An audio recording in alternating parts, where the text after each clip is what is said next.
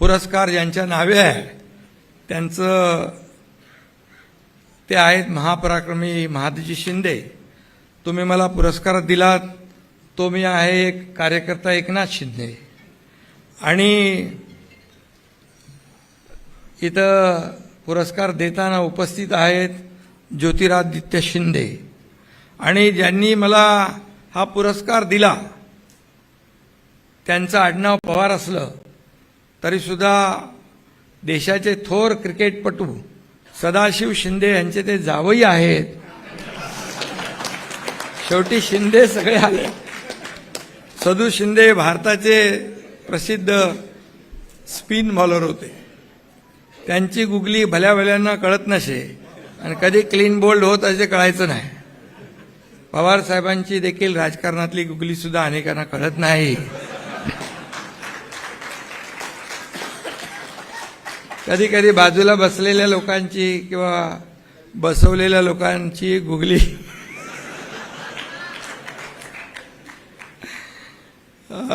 पण माझ्याबद्दल थोडं मी वेगळं सांगतो.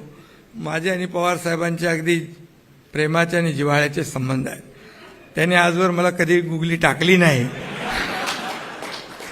आणि यापुढे टाकणार नाहीत असा विश्वास आहे. एकच सातारचे बरेच मुख्यमंत्री दिले.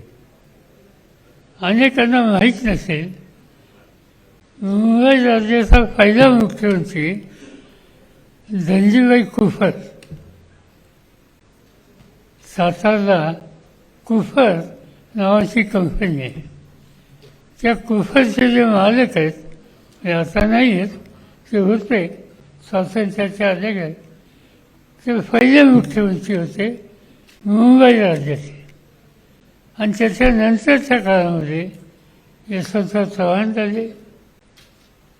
त्याच्यानंतरच्या काळामध्ये पृथ्वीराज चव्हाण झाले आणि त्याच्यानंतरच्या काळामध्ये एकनाथराव झाले. मला एकच त्यांना आठवण करून द्यायची, तुमची यादी बरोबर आहे पण एक नाव राहिलं आणि ते गावाचं नाव नांदवळ. आणि त्या नांदवळचा मुख्यमंत्री त्याचं नाव शरद पवार.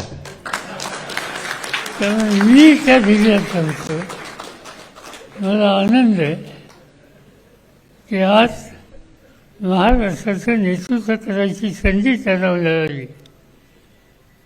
आणि नुसतं महाराष्ट्राचं नेतृत्व केलं असं नाही, वेगवेगळ्या क्षेत्रामध्ये महाराष्ट्र पुढे कसं जाईल या प्रकारची काळजी त्यांनी घेतली.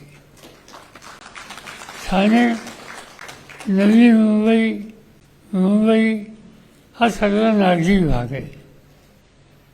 आणि अलीकडच्या 50 वर्षामध्ये नागरी प्रश्नाच्या संबंधी जाण असलेला नेता कोण याची जर माहिती घेतली तर कटाक्षानं एकनाथ शिंदेचं नाव द्यावं लागेल. ते ठाणे असेल, ठाणे नगरपालिका असेल, नवी मुंबई असेल किंवा राज्याचे मुख्यमंत्री असतील. आणि म्हणून एक योग्य दिशा द्यायचं काम त्यांनी सातत्याने केलं. आणि हे करत असताना कधीही पक्ष अभिलाष न ठेवता विविध क्षेत्रातल्या लोकांशी सुसंवाद ठेवून राज्य आणि विशेषतः हा नागरिक परिसर त्याच्या प्रश्नाची सोडवणूक कशी येईल याच्यामध्ये लक्ष केंद्रित करण्याचं काम त्यांनी केलं.